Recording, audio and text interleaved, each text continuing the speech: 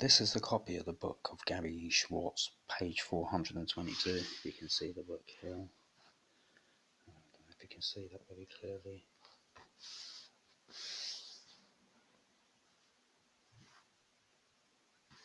Gary E. Schwartz should be on there somewhere, if you can see that. I'm going to move the book into a more appropriate place.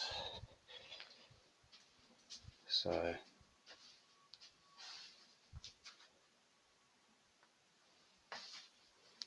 how can I switch the camera the other way?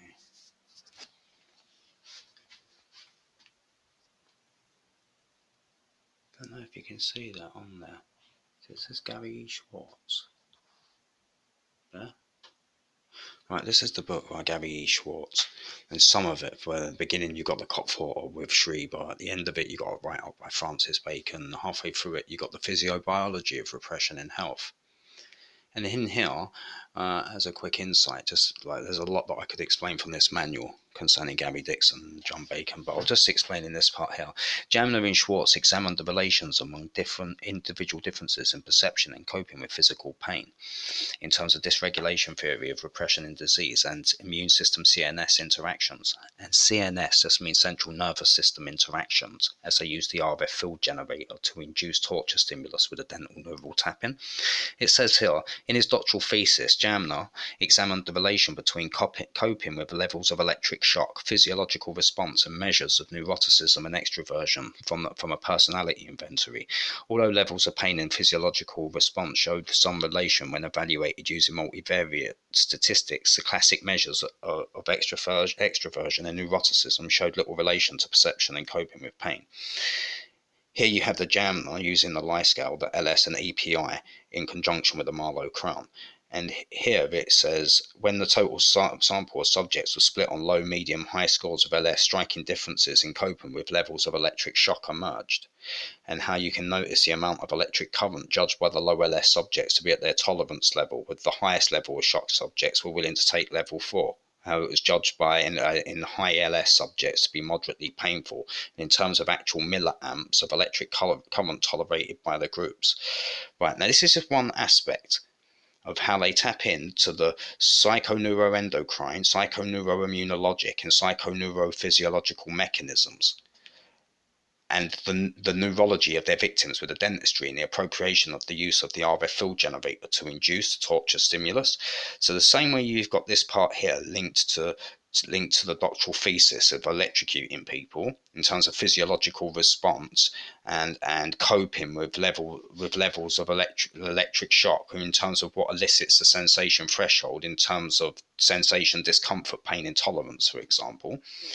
This is what Gary's gaffer was doing to kids in Havering at Ibawa at the Kingsbridge Circus Royal Liberty with a handheld stun gun. He was using it off in microamps. And here you have Gary Dixon with the clinical directorate with the dental neural tapping, the embedding the needles into the upper thigh of their victims, and the tapping of the tooth pulp afferent with the disilicate ion lithium dental crowns used in conjunction with the microvolt dial of the RF field generator to induce the stimulus.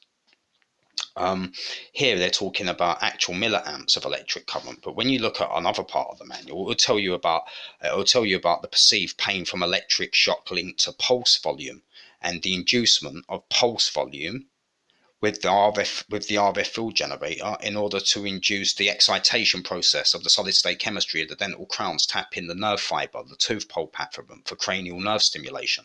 They call that cerebral dyslateralization, CNS dyslateralization, as they tap into the central nervous system and autonomic nervous system with the dental crowns that are used to tap tooth pulp afferent.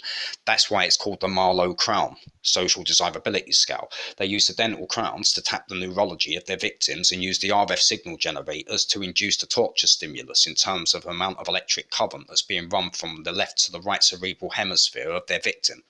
Yeah, so that's where Dr. S.S. Tandy comes into the equation with the dodgy dentistry on the headlands. And when it's not Dr. S.S. Tandy, then it's a Dr. Jonathan Hart with the arthrogram procedure at KGH involving them having a needle strategically embedded into my upper thigh groin triangle.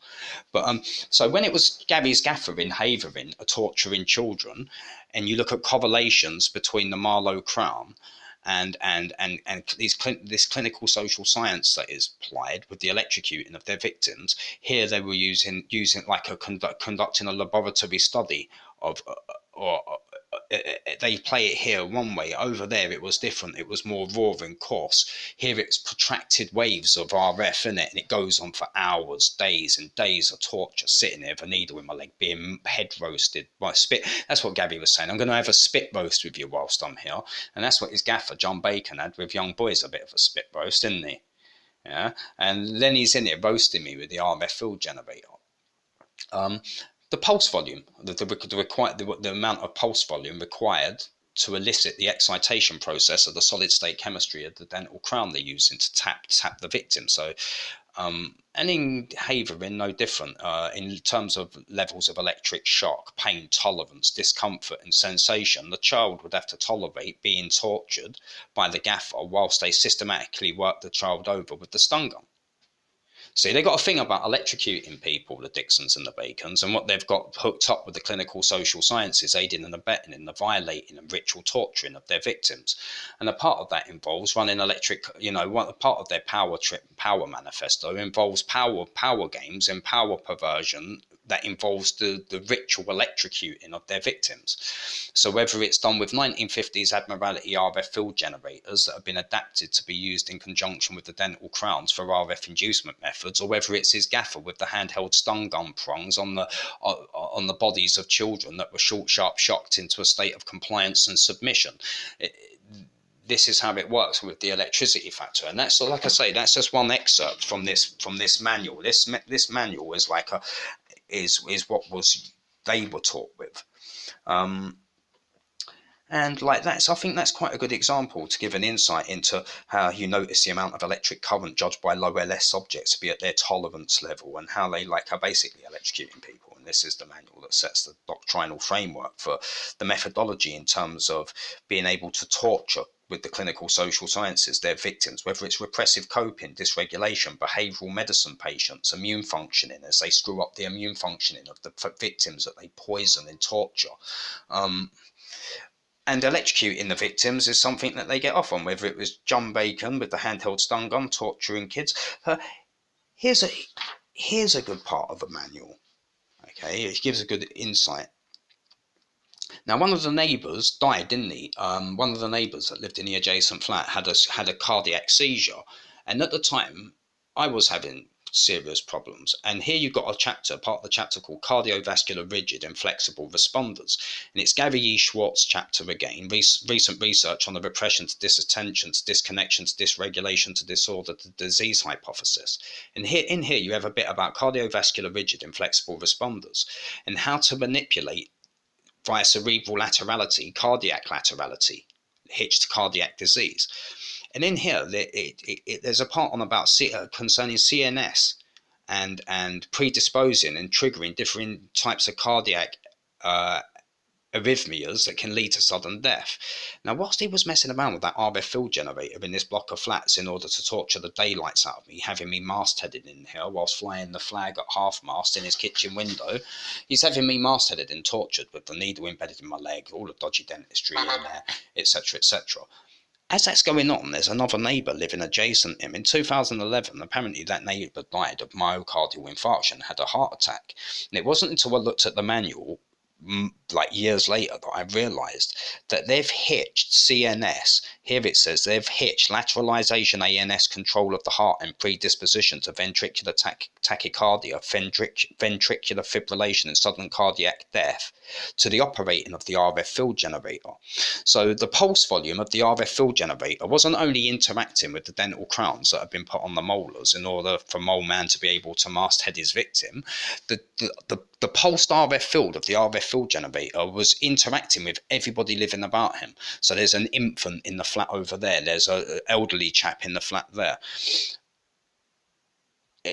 One of the neighbours, I was told, died of myocardial infarction. He'd had a heart attack in his flat. And the more I started to think about it, I started to think, well, could that RF signal generator and the operating of it have triggered off this in terms of CNS control of the heart and predisposition to ventricular tachycardia and and triggering different types of cardiac arrhythmias, and could it have been the RF field generator that triggered off the heart attack, being used in such close proximity to the neighbour that had a weak heart, who was in old age, or in his 50s? It's not that old, is it? You don't really expect to die of a heart attack when you're in your 50s. But yeah, that manual, that's just one aspect of that manual concerning Gary E. Schwartz, and that's just a few excerpts from it. The manual's replete with all types of information that's all linked to Nazi physicians and clinicians that they torture their victims with. Whole chapter write-ups on how to electrocute and poison their victims, how to isolate their victims, how to build up intimacy with their victims. And John Bacon's gaffer, when he done it up with a bottle of Johnson's and Johnson's, he did like to build up intimacy with his victims. In this manual is replete with all sorts in there, from Brenman right through to like just a lot of different physicians and clinicians involved in torturing the innocent, and a lot of them being German physicians and clinicians.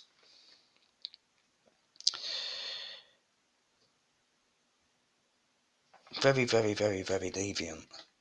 Like I say, at the beginning of the manual, you've got all of this stuff about Dr. Schreiber and the Kopf-torturing of their victims. In the middle of the manual, you've got the part by Gary E. Schwartz, who Gary Dixon modelled himself upon whilst operating the RF field generator in the block of flats day and night. And at the end of the manual, you've even got a write-up by Francis Bacon, which is ironic considering John Bacon's role with Gary Dixon over the years. And somebody gave me this manual. They said, you need to know about this stuff. This is what they're going to be doing to you. This is what they get. This is it. And this is like, so I was given the manual so I would know what it is they're involved in. This isn't something you can find on the internet. This isn't a book you buy in Waterstones. This is shock levels in MA with the pain connotative judgment levels when they torture their victims. Yeah. This is a Nazi Bible. This is a doctrinal manual of clinical social science for them to institute their Nazi exploits with the clinical social sciences as they torture their victims.